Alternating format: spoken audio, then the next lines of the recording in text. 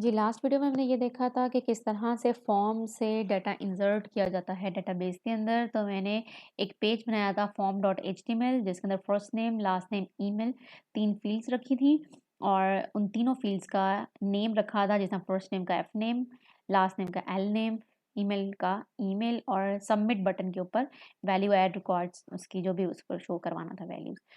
अब ये फॉर्म सिर्फ बनाया था मैंने form.html में और इसके अंदर मैंने मेथड यूज़ किया था पोस्ट और एक्शन के अंदर मैंने फॉर्म के टैग के अंदर एक्शन के अंदर रिप्रेजेंट किया था कि जैसे ही फॉर्म सबमिट होगा तो वो मुझे insert.php पे भेजे।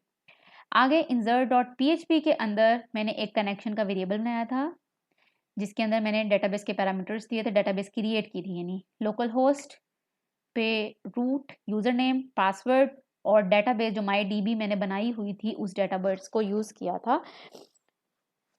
अब उसके बाद मैंने चेक किया, ये था कनेक्शन चेक करने के लिए कि हमारी डेटाबेस सही काम कर रही बनी है या नहीं बनी। उसके बाद मैंने जो फॉर्म से वैल्यूज़ आ रही थी, फर्स्ट नेम, लास्ट नेम और ईमेल एड्रेसेस, ये वैल्यूज़ बेसिकली मैंने F name, F underscore name, L underscore name और ईमेल के अंदर स्टोर करवा ली थी। ठीक है, ये मेरी फॉर्म की फील्ड का नाम था, यानी एफ नेम की जो वैल्यू है डॉलर अंडरस्कोर पोर्ट से रिट्रीव की और वो वैल्यू स्टोर हो गई है एफ अंडरस्कोर नेम में। ये वेरिएबल बनाया था, फिर एल अंडरस्कोर नेम वेरिएबल बनाया था और एल नेम की जो वैल्यू है वो रिट्रीव हो गई, सेव हो गई। इसी तरीके से मैंने 3 वेरिएबल्स बना लिए और फिर उसके बाद एक क्वेरी लिखी, इंसर्ट इनटू रिकॉर्ड। मेरा डेटाबेस का टेबल था जो मैंने बनाया हुआ था और उसके अंदर 4 कॉलम्स मैंने बनाए थे, ID, first name, last name और ईमेल।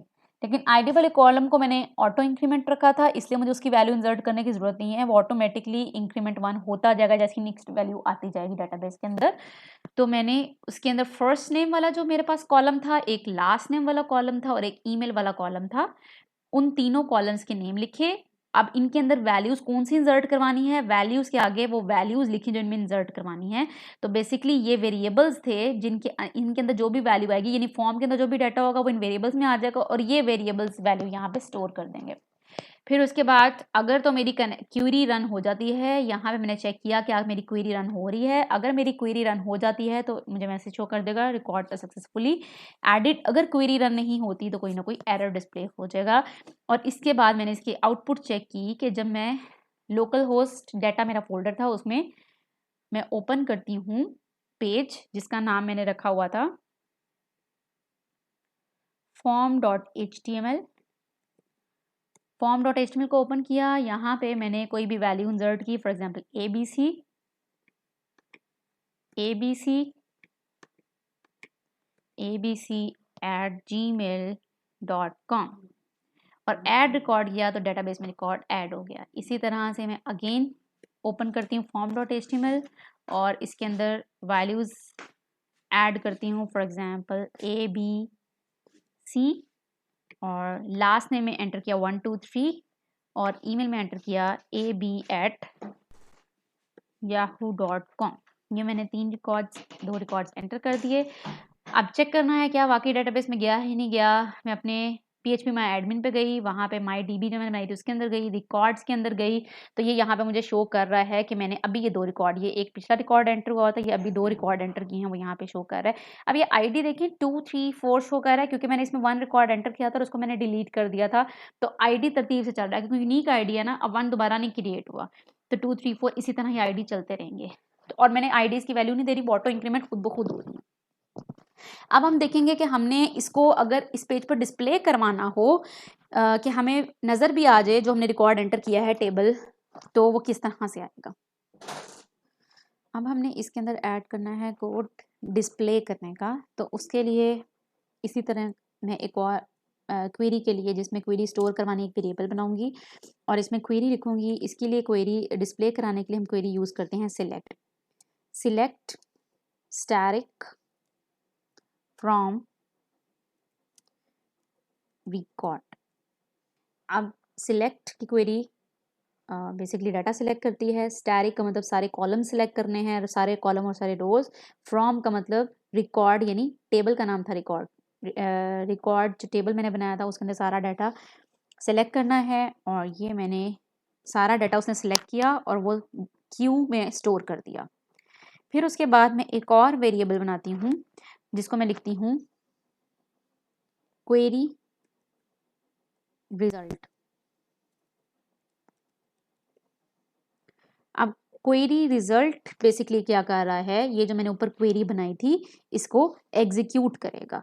तो एग्जीक्यूट करने के लिए हम क्या करते होते हैं, जो हमने कनेक्शन का वेरिएबल बनाया होता है, कनेक्शन के वेरिएबल से हम क्वेरी का फंक्शन कॉल कर लेते हैं, क्वेरी, और इसके अंदर पास कर देते हैं $Q, यानी जो हमने क्वेरी के वेरिएबल में क्वेरी स्टोर करवाई है, इसको एग्जीक्यूट करवाने के लिए इस वेरिएबल को पास कर देते हैं। तो इस तरह से हमारे पास ये क्वेरी एग्जीक्यूट हो जाती है। ठीक है, तो ये हमने क्वेरी एग्जीक्यूट की और उसका जो रिजल्ट है वो क्वेरी रिजल्ट वेरिएबल के अंदर स्टोर कर दिया। अब नेक्स्ट स्टेप हमारा क्या है, हमने उस रिजल्ट को जो सेव किया है उसको डिस्प्ले करवाना है 1 by 1, यानी रो बाय रो। तो इसके लिए लूप लगाएंगे, यानी जितनी भी रोज होंगी सारी 1 by 1 डिस्प्ले होंगी, तो लूप लगाएंगे वाइल का, और इसके अंदर ये जो हमारे पास एक वेरिएबल रन टाइम पे हम एक वेरिएबल बना लेते हैं जिसके अंदर कहते हैं रिजल्ट। अब रिजल्ट के अंदर वो शो क्या करवाएगा, क्वेरी रिजल्ट के अंदर सारा डाटा मौजूद है, यानी ये सारा जो इसने क्वेरी ने परफॉर्म किया और सारा डाटा सेलेक्ट किया, ये सारा क्वेरी रिजल्ट में मौजूद है। लेकिन इसमें से हमने रो बाय रो डाटा लेके अलग करना है, तो मैंने एक रिजल्ट वेरिएबल बनाया और ये जो क्वेरी रिजल्ट के अंदर सारा डाटा था इससे फंक्शन को कॉल किया जो कि है फेच एसोसिएट। फेच एसोसिएट वाला जो फंक्शन है बेसिकली ये क्या करता है, डाटा को रो बाय रो लेके आता है मेरे पास। ठीक है, ये फंक्शन जो सारा डाटा उसके पास है उसको रो बाय रो डिस्प्ले करवाता है। ठीक है, ये तो ये मेरा हो गया वाइल लूप कि मैंने ये सारा डाटा जो था रो बाय रो रिट्रीव करके रिजल्ट के अंदर स्टोर करा दिया और उसके अंदर डिस्प्ले कराना है। अब डिस्प्ले कराने के लिए हम ई को यूज करेंगे। अब डाटा किसके अंदर है, रो बाय रो जो पड़ा हुआ है डाटा वो किसके अंदर पड़ा हुआ है, इस वेरिएबल के अंदर पड़ा हुआ है, रिजल्ट के अंदर। तो अब मैं डिस्प्ले कराऊंगी तो मैं यूज करूंगी रिजल्ट आईडी, यानी आईडी डेटाबेस में उस फील्ड का नाम था, कंकैटिनेशन ऑपरेटर, स्पेस दी, फिर कंकैटिनेशन ऑपरेटर, फिर रिजल्ट, और उस फील्ड का दूसरा जो नाम था फर्स्ट, डेटाबेस के अंदर जो मेरा दूसरा कॉलम था फर्स्ट अंडरस्कोर नेम। ठीक है, इसके अराउंड हम इन्वर्टेड कॉमास डाल देते हैं यहाँ पे भी, ताकि वो डेटाबेस के टेबल को एक्सेस करे। अब इसी तरह अगेन इसको कॉपी पेस्ट करते हैं, यहाँ पे हमने कंकैटिनेशन ऑपरेटर डाला, स्पेस डाली, फिर उसके बाद अगेन रिजल्ट से हम उसके लास्ट नेम वाले कॉलम को एक्सेस करेंगे और फिर हम अगेन स्पेस कंकैटिनेशन ऑपरेटर और यहाँ से ईमेल को एक्सेस करेंगे। इधर लिखेंगे हम ईमेल और लास्ट में जब ये काम हो जाएगा तो स्टेटमेंट टर्मिनेटर। तो अब ये क्या करेगा, सबसे पहले रिजल्ट के अंदर जो पहली रो पड़ी है उसका ID, first name, last name, email fetch करेगा, फिर ऊपर जाएगा, फिर यहाँ से दूसरी रो पकड़ेगा, उसका ID, first name, last name, email represent करेगा, फिर ऊपर जाएगा, फिर थर्ड रो लेगा। इसी तरह से हमें रो बाय रो रिकॉर्ड सारा डिस्प्ले करवा देगा। अगर हम चाहते हैं कि हर रो हमारी न्यू लाइन से स्टार्ट हो तो हम इसके अंदर क्या करेंगे, कंकैटिनेशन ऑपरेटर और BR का टैग लगा देंगे जो हमारी हर रो को न्यू लाइन से स्टार्ट करेगा। अब इसको हमने सेव किया और अब ब्राउज़र पे जाते हैं। ब्राउज़र पे जाके ये हमारे पास रिकॉर्ड है, यहाँ पे हम फर्स्ट नेम लिखते हैं आमना, सेकेंड नेम लिखते हैं अली, और ये हमने amna.ali@yahoo.com ईमेल लिखी, ऐड रिकॉर्ड किया। तो ये देखें रिकॉर्ड आर एडेड सक्सेसफुली, और उसने मुझे पहले ये फर्स्ट रिकॉर्ड शो करवाया, फिर उसके बाद ये अगला रिकॉर्ड, फिर उससे अगला रिकॉर्ड, फिर अभी तक मैंने 5 रिकॉर्ड डेटाबेस में एंटर किए हैं। तो ये देखें पहला उसका आईडी है, उसके बाद ये है फर्स्ट नेम, उसके बाद सेकेंड नेम, उसके बाद ईमेल है। अब अगर इसको डिस्प्ले में मैं एक टेबल की शक्ल देना चाहती हूँ कि मुझे प्रॉपर्ली हर कॉलम के अंदर बॉर्डर्स बने हों टेबल के और हर सेल के अंदर मुझे डाटा शो हो रहा हो, तो उसके लिए मुझे यहाँ पे बस थोड़ी सी चेंजेस करनी पड़ेंगी क्योंकि मुझे टेबल ऐड करना पड़ेगा, क्योंकि अभी तक मैंने टेबल में डिस्प्ले नहीं करवाया। अगर टेबल की फॉर्म में डिस्प्ले कराना है तो फिर यहाँ पे जहाँ पे मेरी क्वेरी एग्जीक्यूट हो रही है, ये क्वेरी रिजल्ट के बाद मैं यहाँ पे इको HTML के टैग हम डिस्प्ले कराते हैं तो वो इको के अंदर कराते हैं। तो मैं यहाँ पे लिखती हूँ echo table border equals to 1, यूँ मैंने एक टेबल का टैग बना दिया। और फिर उसके बाद जहाँ पे मेरा वाइल लूप स्टार्ट हो रहा है, वाइल लूप के अंदर मैं इको की स्टेटमेंट लगाऊंगी और यहाँ पे मैं रो का टैग बनाऊंगी। ठीक है, जो मुझे रो में डिस्प्ले करवाना है ना, रो के अंदर कॉलम्स बनेंगे। और यहाँ पे स्टेटमेंट टर्मिनेटर, और अब यहाँ पे आ जाएगा इको TD, क्योंकि एक रो के अंदर अब मुझे 4 कॉलम्स बनाने हैं तो इको के अंदर TD का टैग। TD के बाद मुझे ये जो यहाँ से मैंने वैल्यू डिस्प्ले करवाई थी इसको मैं यहाँ पे प्लेस कर दूंगी। कंकैटिनेशन ऑपरेटर, ये कंकैटिनेशन ऑपरेटर, फिर उसके बाद TD का टैग क्लोज हो जाएगा और यहाँ पे स्टेटमेंट टर्मिनेटेड। ठीक है, तो ये मेरे पास एक कॉलम जनरेट हो गया। अब इसी तरह मैं इसको कॉपी करती हूँ, दूसरा column, third column, fourth column. और सिंपल चेंज मुझे क्या करना है कि यहाँ पे ID की जगह अब मैं करूँगी फर्स्ट अंडरस्कोर नेम, डेटाबेस के जो कॉलम्स की वैल्यू है लास्ट अंडरस्कोर नेम ईमेल।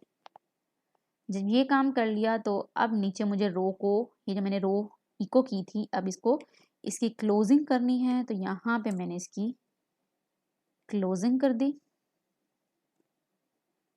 और ये वाली स्टेटमेंट हमने ऊपर कॉलम की सूरत में TD की सूरत में रिप्रेजेंट कर दिया। तो अब इसकी जरूरत नहीं, इसको मैंने रिमूव कर दिया। ठीक है, इसको सेव कर दिया। अब मैं चाह रही हूँ, ये टेबल की फॉर्म में तो शो हो गया, चलें इसको देखते हैं एक दफ़ा रिव्यू करके। ये मेरा रिकॉर्ड था, ऐड किया और ये देखें ये टेबल की फॉर्म में आ गया। लेकिन अब मैं चाहती हूँ इसके ऊपर जो हैं हेडिंग भी शो हो। तो हेडिंग के लिए क्या करते हैं कि यही जो मैंने पूरी रो बनाई है इसको मैं कॉपी करती हूँ।